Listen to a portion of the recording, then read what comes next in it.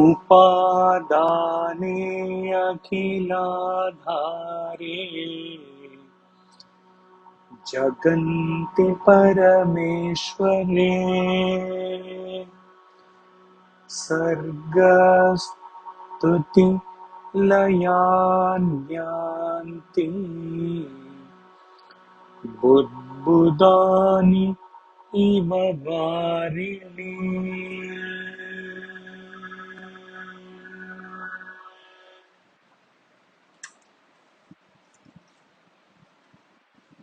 Like bubbles in the water,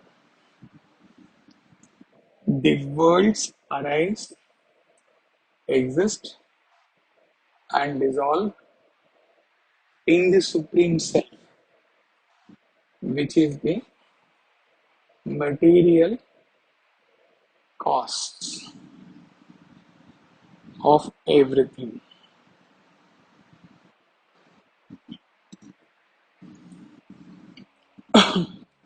Till now, we learnt the illusory nature of the world through various examples such as silver in a shell, dream experience, etc. Shankara in this shloka is further explaining the impermanence of the world by another beautiful example.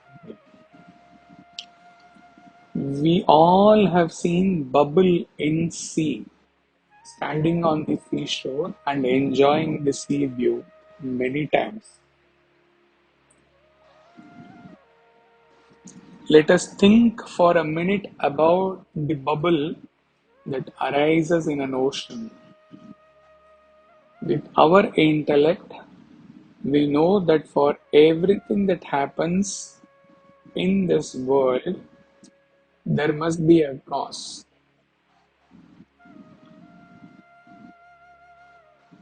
Let us now think about the cause of the bubble referred above.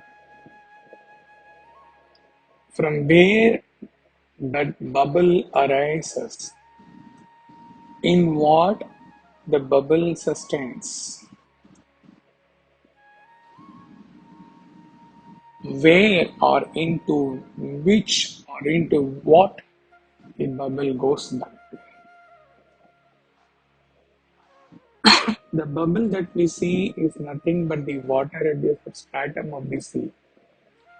Such bubble, appearing separate, has no separate identity apart from the sea water in which they sustain. And after appearing in the sea water for some time, the bubble then retraces to its origin from where it emerged, which is the water at the substratum of the ocean. Let us now extend this analogy to the creation. From where this creation arises, in what this creation sustains, into what this creation goes back. Just like bubbles are not different from the water, nor do they have any separate existence. Similarly, the creation which appears separate from Brahman is nothing but Brahman himself. This must be clearly understood, consisting the truth that when God created this creation, there was nothing that existed other than the God himself. So, creation ought to be nothing other than God himself, as he could create the same only by pouring himself as material, efficient and instrument cause.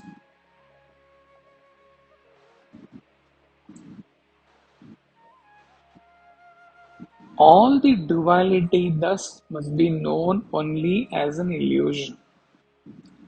and any illusion needs a substratum, that is Brahman.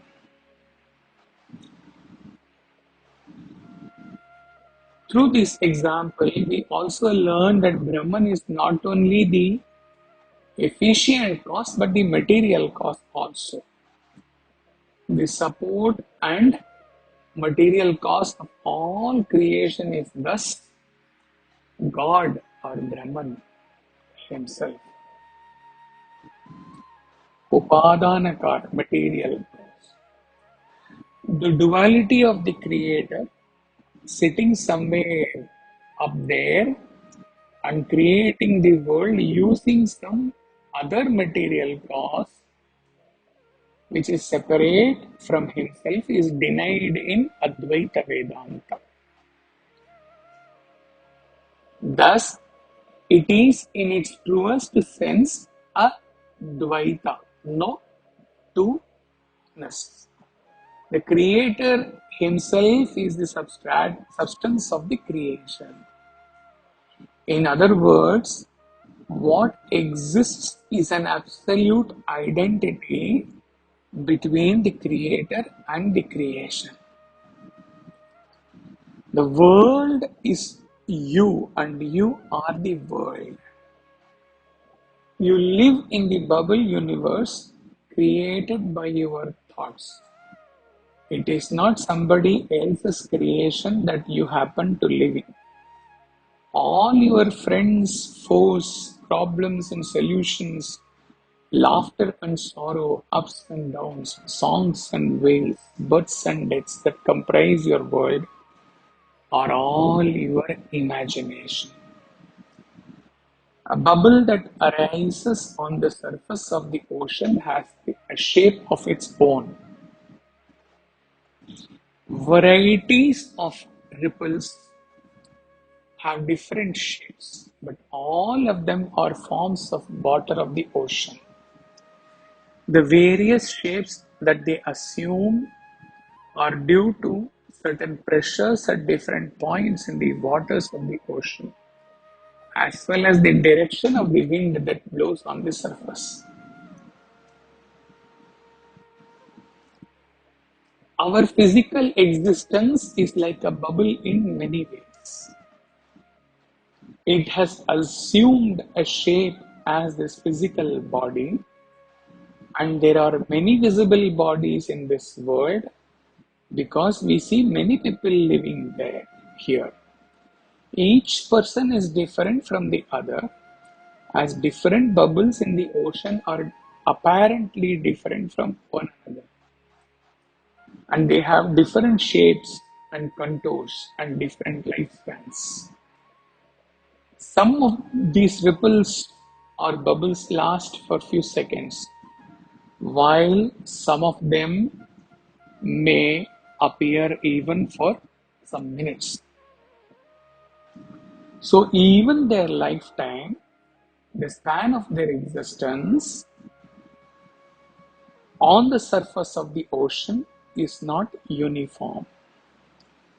People are not born on the same day and they do not die on the same day because, to go back to the comparison of the bubbles in the ocean, there are various intensities of pressure exerted on the body of the ocean by various factors, and these pressures decide and determine not only the shape of the risen bubble on the surface, but also the length of time for which it will last.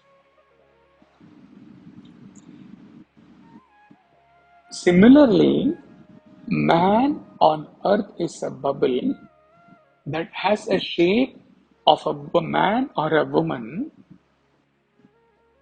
as long or short, stout or thin, surviving for only few days or living for many years. There is no bubble which can last eternally. It shall subside one day or the other. But why does this happen? These are the questions that arise in our minds, And one bubble seeing another nearby considers it as its friend. Here is my friend. How are you, my dear? When he says that, the friend has already subsided and gone. Where it has gone? This little bubble cries, my friend has gone. Where it has gone? It has gone to the very same place from where this crying friend has come. It has not gone to any other place. And this weeping friend shall also go to the same place where the departed one has gone today. Having understood the temporality of the physical existence, let us repeat the line which we went through a while before. A bubble that arises on the surface of the ocean has a shape of its own.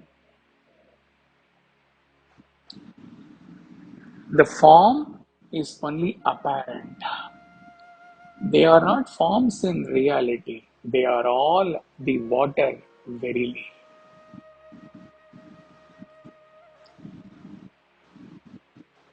Let us understand Brahman as the changeless substratum as we understood about the water in the bubble analogy. At the first level, the entire creation itself, like bubbles with various names and forms at macrocosm and microcosm level. The creation emerges, sustains itself for a yuga, and merges back into the substratum Brahman in the Pralaya Kala, and then emerges again. Innumerable evolution and involution of universe has taken place already. At the next level, coming to the microcosm, all of us human beings are like bubble. We are born, we exist, and then we go through the process of growth, disease, decay, and death, and we perish. We here means our physical identity, physical form. Within us, let us get more subtler. At a more minute or subtler level, all the emotions that arise within us, the raga, dvesha, vasana, propelled thoughts, actions, etc., are in themselves like bubbles. When there are no thoughts, when there is no mind, we ourselves exist as pure substratum, Atman. God sees all of us as pure substratum, pure self, and pours His love on us.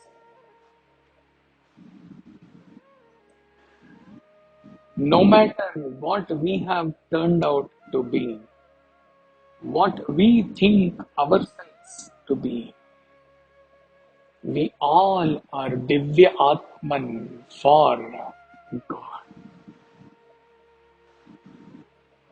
Similarly, a guru sees all his disciples as the substratum self. Even though the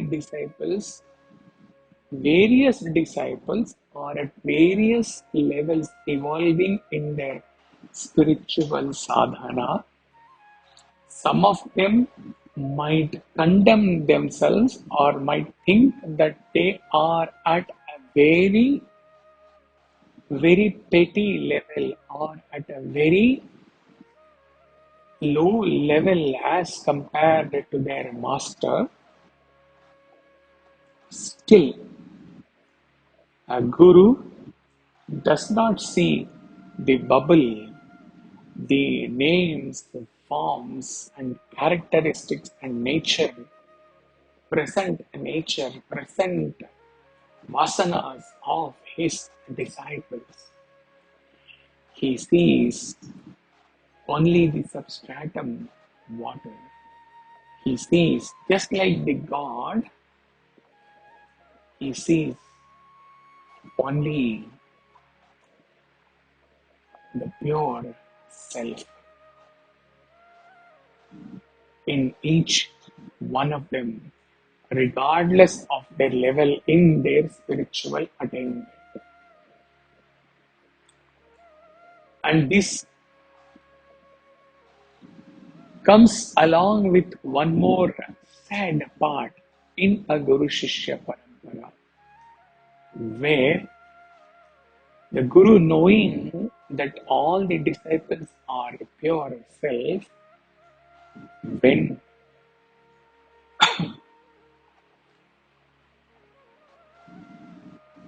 whenever he sees them, after coming into the fold, also when he sees them behaving or living as anatman, as non-self, it at the Guru, not at the transcendental level, but at the level of the Guru for his Shishyas, it gets him a lot of pain. But sadly,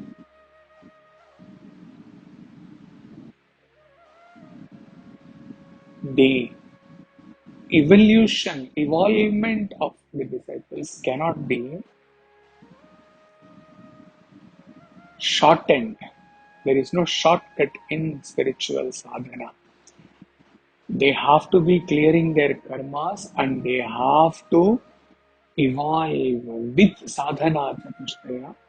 They have to evolve, and depending upon the various previous births and depending upon the various prarabdha which they have accumulated, each one of them having different arrows in their punir, in their quiver as sanchita to be converted as prarabdha, and also in terms of purushartha, with each disciple having various level of intensity in their purushartha in this sadhana, he is not able to bring all of them together at the same level and to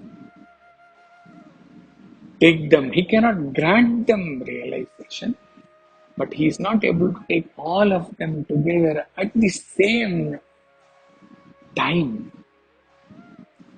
to the doorway of liberation.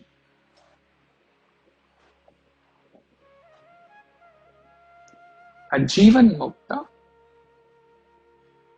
sees his disciples, sees the entire Guru sees his disciples. Jivan Mukta sees the entire creation as pure canvas, pure. It is also true to say that the Jivan Mukta does not see or perceive creation at all. He does not perceive anything at all. Because for him, there is nothing apart from him, the pure consciousness.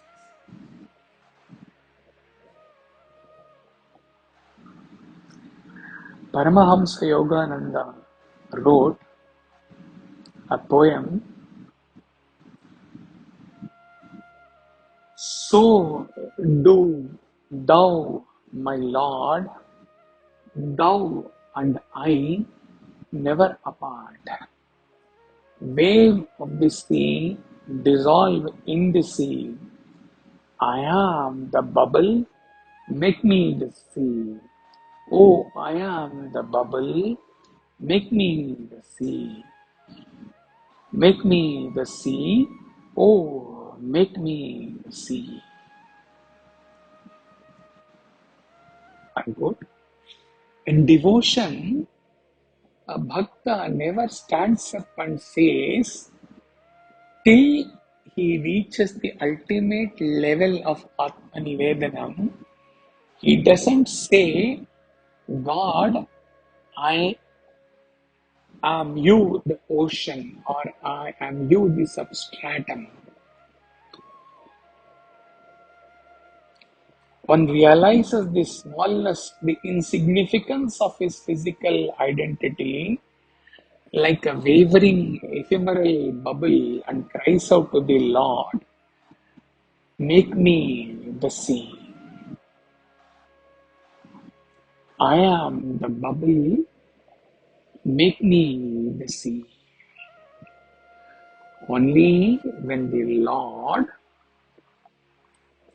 out of his infinite mercy and also having absolutely have been satisfied with the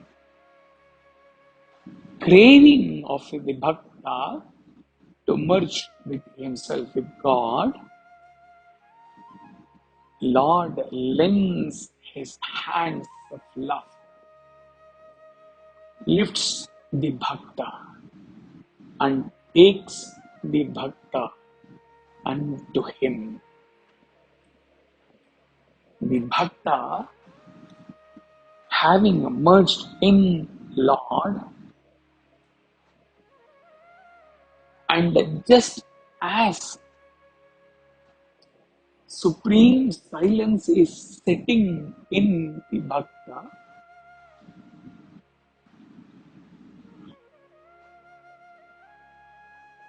at the zero hour between his saying that make I am the bubble, make me the sea, and experiencing that he has merged into the sea.